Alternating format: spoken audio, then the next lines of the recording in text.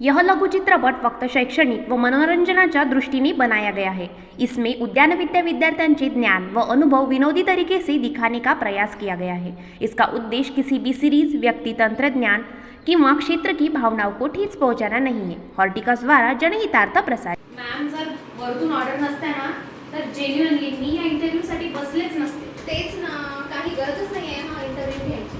AI आहे ना. अगदी बरोबर, सर्व विश्व याचा वापर करत आहे. आपण विनाकारण हॉर्टिकल्चर स्टुडंटसाठी हा इंटरव्ह्यू कंडक्ट आणि करतो. एआयने तशाही सर्व गोष्टी खूप सोयीस्कर झाल्या आहेत. खूप जास्त अगदी क्षणात आपल्याला आपल्या प्रश्नाचं उत्तर मिळते. सगळ्या गोष्टी अगदी वेळेवर प्रॉपर टाइम मध्ये होतात. आपल्याला इथे नवीन कॅन्डिडेट घ्यायची आवश्यकताच नाही आहे. एआय सगळं करून टाकते. अगदी बरोबर. ज्या वेळेला आपण एआयची आणि एका विद्यार्थ्याची तुलना करतो त्यावेळेस म्हणजे मी जेव्हा तुलना करायला जाते ना, मला तुलना जमतच नाही त्या लोकांची, कारण एआयचं आणि विद्यार्थ्याचं कम्पॅरिझनच नाही आहे. कसं काय होईल? एआय एआय आहे आणि स्टुडंट्स राहतील काही झालं तरी. असं नाही ना मॅडम, हॉर्टिकल्चर स्टुडंट्स पण खूप कॅपेबल आहेत का कामामध्ये त्यांच्या. हो का मॅम? हॉर्टिकल्चरचे स्टुडंट बंक मारण्यासाठी एकदम म्हणजे उच्च स्तरावर असतात. सगळ्यात उच्च स्तरावर जेव्हा रिटन लिस्ट लागते त्याच वेळेस फक्त त्यांना अटेंडन्स किती महत्त्वाची आहे हे कळायला लागते. तेव्हाही नाही, त्यांच्यामधली डिलिंग बघा. जेव्हा अटेंडन्सची धमकी पण भेटायला लागते ना, डिलिंगची धमकी भेटायला लागते, तेव्हा पण एका हॉस्टेलवरून दुसऱ्या हॉस्टेलला कॉल करतात ते. आणि त्यांना विचारतात तू जर जात असणार तर मी जाते, नाही तर मग कोणीच नाही. बंक. मॅडम, ते त्यांची कॉलेज लाईफ जगतात. आता नाही करणार तर मग केव्हा करणार बरं. हॉर्टिकल्चरची बाजू वेगळीच मॅडम. हॉर्टिकॉस आखरी. तुम्हीच बघा ना, आता अजिना जोस सारख्या विद्यार्थ्यांनी पण हॉर्टिकल्चरमध्ये नाहीच तर प्रशासनात पण स्वतःचं नावलौकिक करतात. पॉइंट आहे. ठीक आहे, करा सेटअप. फॅन बंद कर. आणि एसी सुरू करा. Ma'am, I already told you this interview is just waste of time. Ma'am, interview सुरू नाही झाले तर आपण मराठीमध्ये बोलू शकतो. जसं इंटरव्ह्यू सुरू झाल्यानंतर आपण फक्त इंग्लिशमध्येच बोलणार आहोत. झालं बोलवायचं नेक्स्ट कॅन्डिडेटला. Next. May I come in, ma'am? Yes अमी. Good morning, ma'am. Good morning, ma'am. Good morning, ma'am. Have a seat. Thank you ma'am. Show me your file and introduce yourself. Thank you, ma'am. My name is Srushti Pradeep Narwade. I completed my BSc Honors Horticulture degree from College of Horticulture, Dr. Panjabrao Deshmukh Krishi Vidyapith, Akola. My CGPA is 8.9 and my admission year is 2020 and I completed my degree in 2025. Horticulture degree 4 वर्षाचीच असते ना. हो, 4 वर्ष.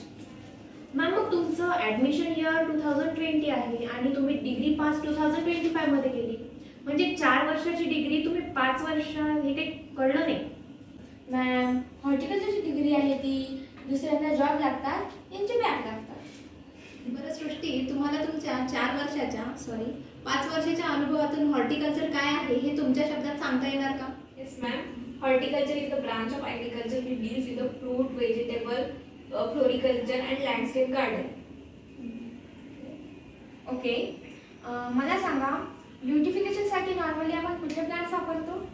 Ma'am, ब्युटिफिकेशनसाठी आपण normally rose, chrysanthemum, jasmine, bougainvillea etcetera plants वापरतो. Nice.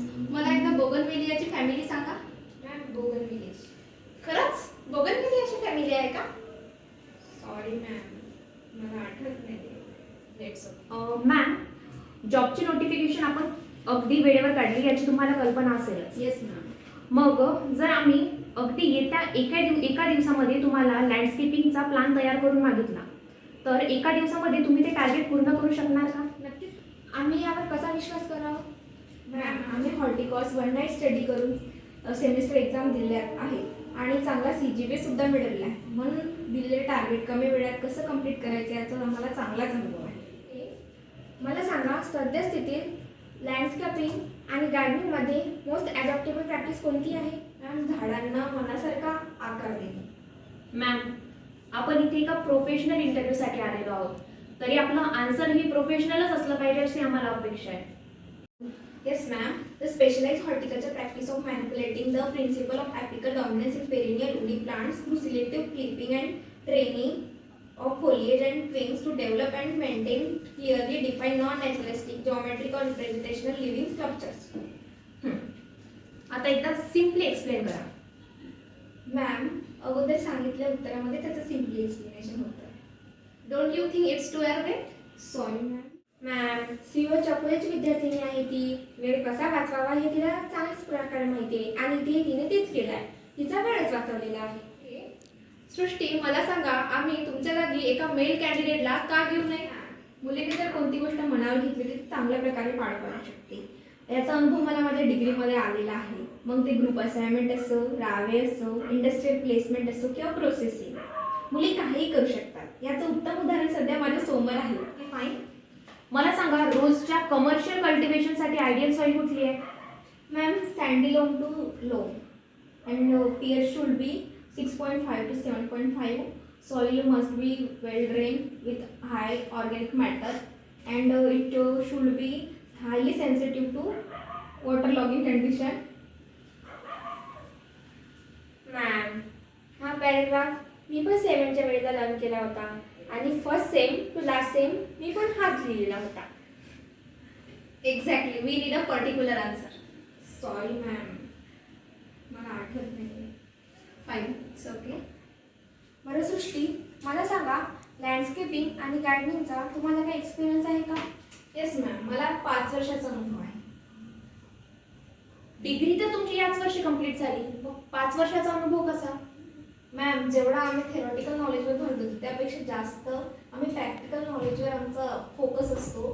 त्यामुळे मला landscape आणि गार्डनिंगचा खूप चांगला अनुभव आहे. सृष्टी, एक last question free and frank विचारते.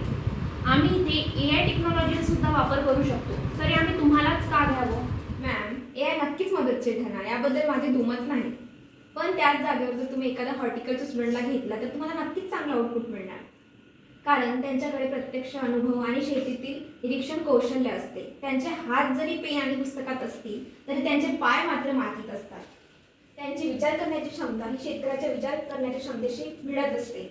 एखाद्या शेतकऱ्याचा मूळ जेवढा शेतकऱ्याच्या हिताचा विचार करू शकतो ना, तेवढा विचार टेक्नॉलॉजी नाही करू शकत, कारण टेक्नॉलॉजीकडे प्रत्यक्ष अनुभव नाही आहे. ओके सृष्टी, तुम्ही येऊ शकता. Thank you ma'am.